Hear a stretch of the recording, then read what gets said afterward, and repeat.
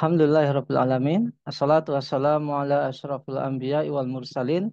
Sayyidina Muhammadin wa ala alihi wa sahbihi ajma'in amma ba'du. Pemirsa Khilafah News yang dirahmati oleh Allah, jumpa lagi dengan program Kabar Petang. Hari ini kita akan bahas tema-tema yang terkini, yang menarik. Tentu saja dengan narasumber yang kredibel. Tentu saja dengan sajian yang luar biasa. Inilah Kabar Petang selengkapnya.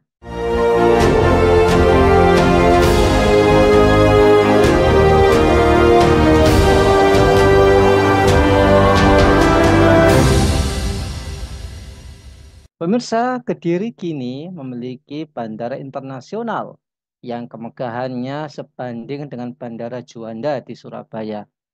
Proyek Bandara Kediri didanai oleh perusahaan swasta yaitu PT Gudang Garam Tbk dengan biaya mencapai 10,8 triliun.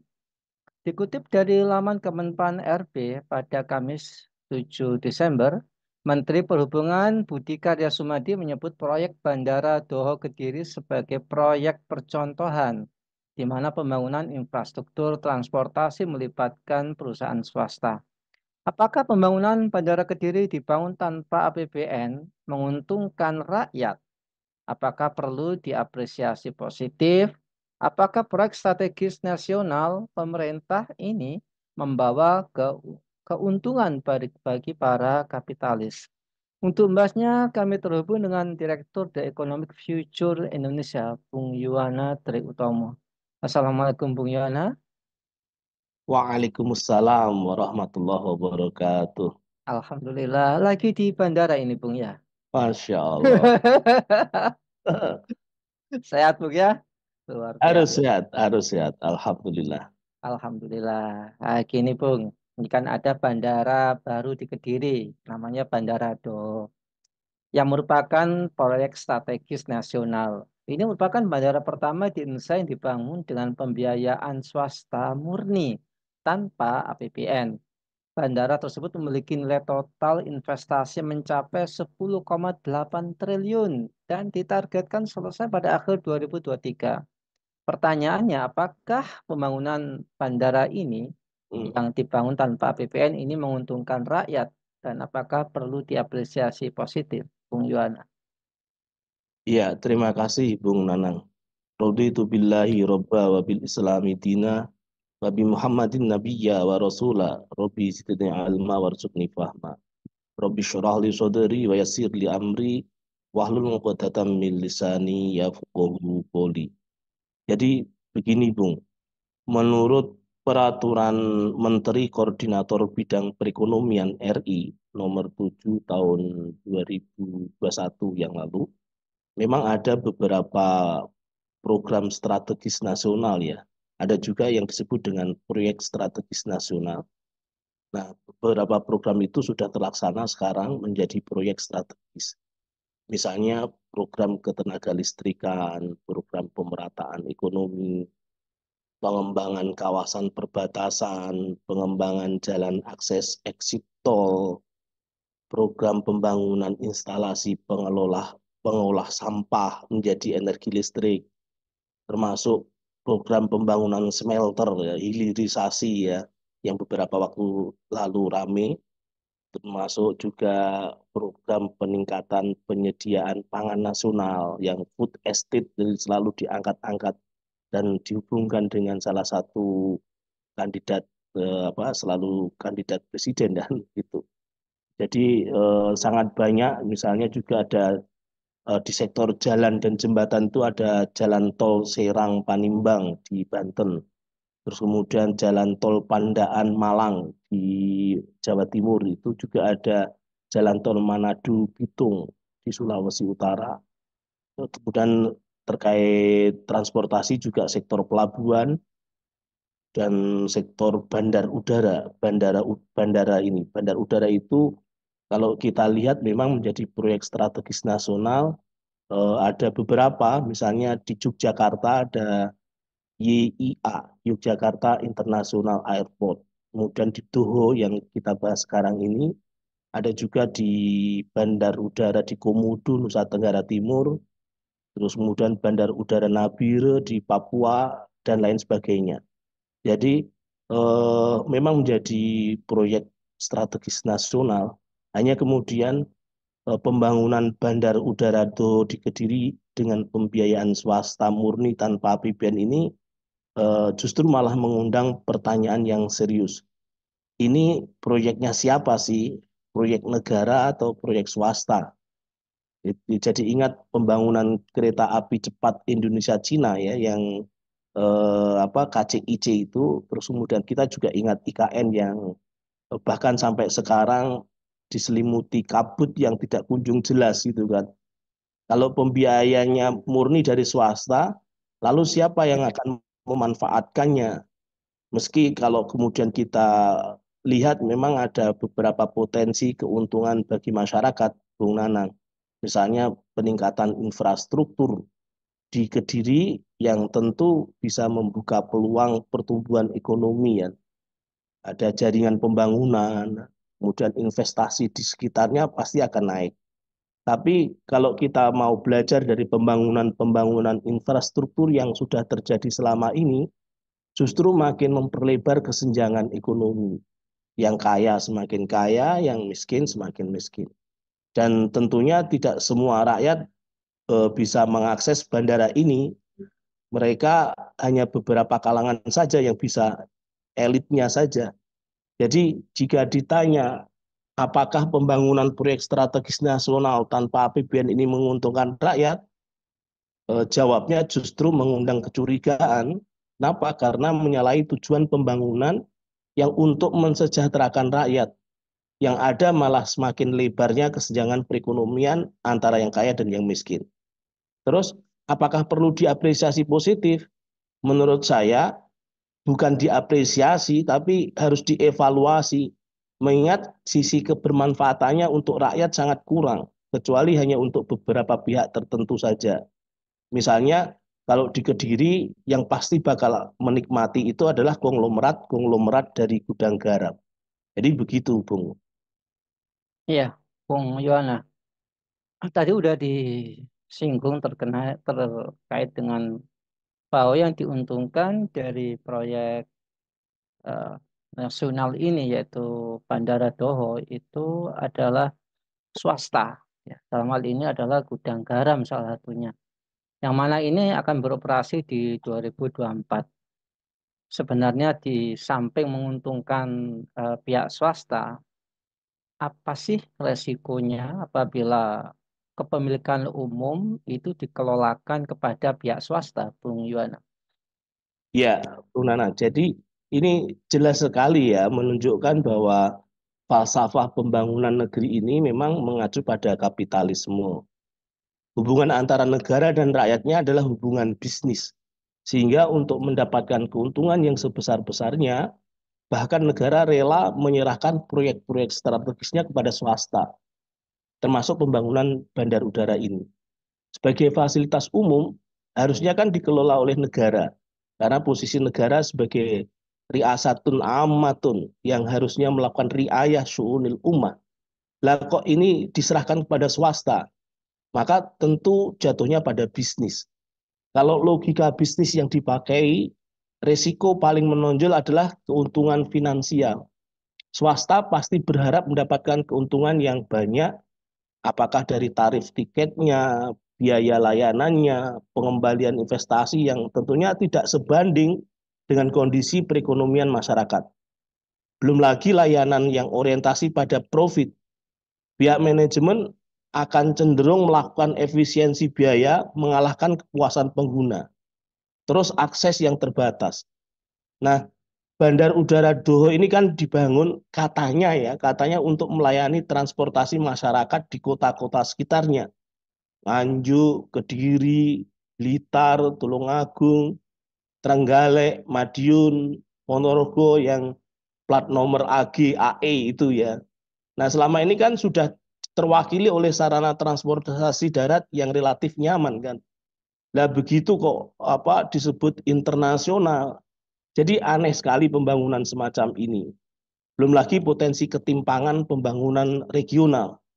Swasta, pengelola bandara tentu akan memprioritaskan pembangunan infrastruktur di daerah-daerah yang potensi ekonominya lebih besar. dan meninggalkan daerah-daerah dengan potensi ekonomi lebih kecil. Karena logika pembangunan oleh swasta, oleh kapitalisme ini sesungguhnya eksploitasi sumber daya. Jadi bukan pembangunan yang sesungguhnya. Harusnya kalau pembangunan yang benar-benar membangun untuk kesejahteraan rakyat, kan tentunya ada perubahan dari yang miskin menjadi yang kaya, dari daerah yang tertinggal menjadi daerah yang maju. Nah ini kan nggak gitu. Yang kaya semakin kaya, yang miskin semakin parah. Begitu kemudian didapati problem, langsung ditinggal gelanggang, ditinggal pergi begitu. Ini pembangunan, ya kapitalisme memang begitu, Bung Nanang. Iya, Bung Yuana. Memang eh, kayaknya ditelantarkan gitu ya. Ya nantinya begitu biasanya. Mm-mm. Baik, ini tadi udah disinggung mengenai peran swasta dalam pembangunan infrastruktur yang sebenarnya itu milik umum.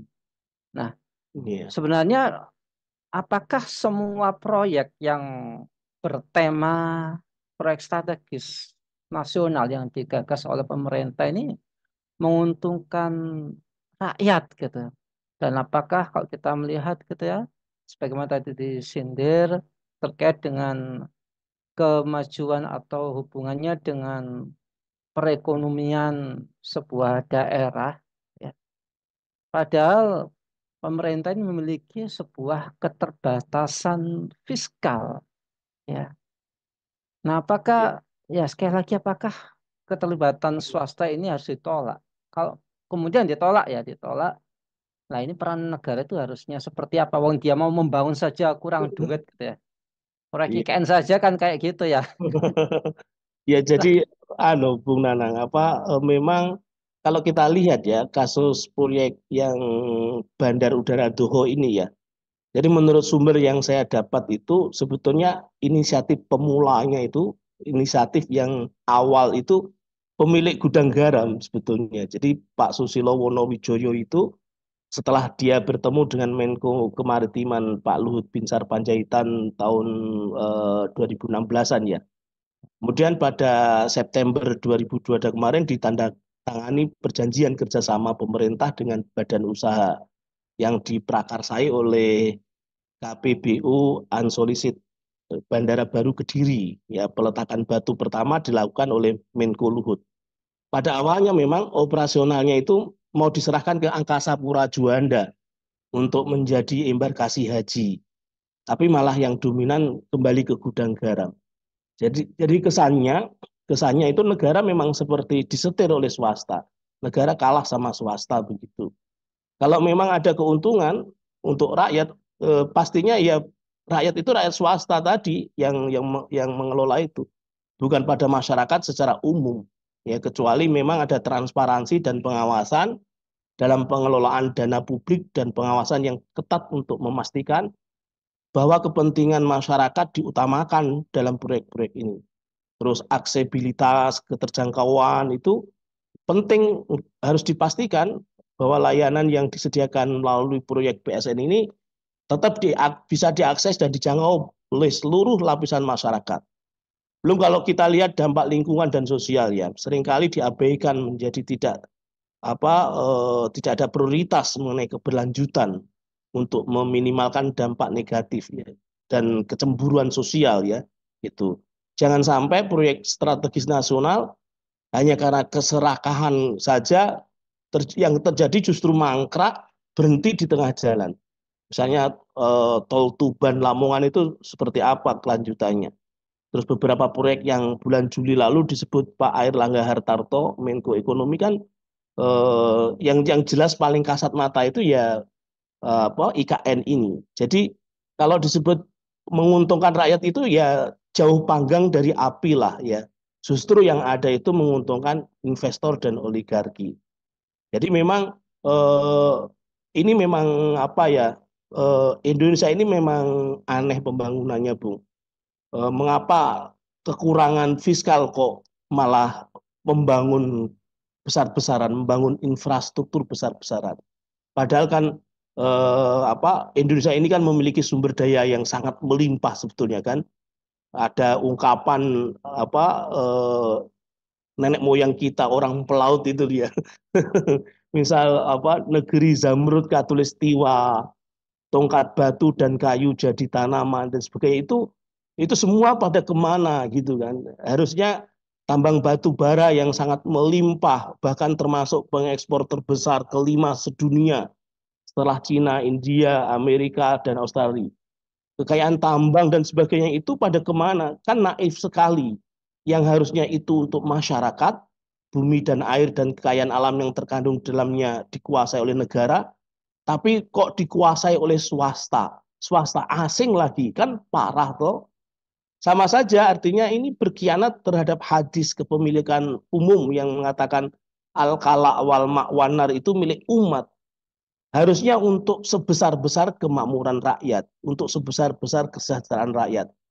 Jadi problem dasar dari pembangunan yang morat-marit ini sebab diterapkannya sistem ekonomi kapitalisme, baik dalam mindset pengambil kebijakan maupun dalam praktek sehari-hari di lapangan.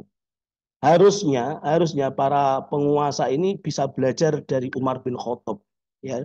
Ketika Umar mau membangun infrastruktur untuk kepentingan umum kan eh, itu salah satu kisah yang saat Umar bin Khattab berada di kota Yerusalem itu kan setelah kemenangan pasukan Islam di sana beliau melihat ada penduduk kota yang harus mengambil air dari sumur-sumur yang jauh untuk kebutuhan sehari-hari mereka. Nah, Khalifah Umar merasa ini adalah ketidakadilan dan tidak nyaman bagi penduduk. Kemudian beliau memerintahkan pembangunan sistem distribusi air yang efisien untuk memastikan bahwa air dapat diakses dengan mudah oleh seluruh penduduk. Dan Masya Allah kemudian air itu melimpah, bisa pembangunan saluran Al-Auja namanya. Saluran Al-Auja itu sampai sekarang masih ada kemarin apa di termasuk bangunan yang dibom oleh Israel itu. Naudzubillah. Terus kemudian contoh lain misalnya terkait penggunaan apa dana negara, keuangan publik itu ada contoh bagus Khalifah Umar bin Abdul Aziz. Itu juga beliau dikenal sangat bijaksana dalam mengalokasikan dana publik untuk kepentingan umum, termasuk pembangunan fasilitas umum yang bermanfaat bagi masyarakat luas. Jadi harusnya memang para pejabat kita itu banyak belajar kepada pemimpin-pemimpin pemerintahan Islam di dalam sistem khilafah Islamnya itu, karena bagaimanapun juga negeri ini kan ya mayoritas penduduknya Muslim, terus kemudian banyak dianugerahi nikmat, ya semoga bisa menjadi negara yang baldatun thayyibatun warabun ghafur. Karena itu memang hukumnya wajib Bung Nanang, wajib mengganti sistem ekonomi kapitalisme dengan sistem ekonomi Islam secara kafah. Sebagaimana firman Allah, wadkhulu fisilmi kafah. Masuklah kalian dalam Islam secara totalitas, secara kafah, secara sempurna. Wallahu a'lam bishawab. Begitu Bung Nana.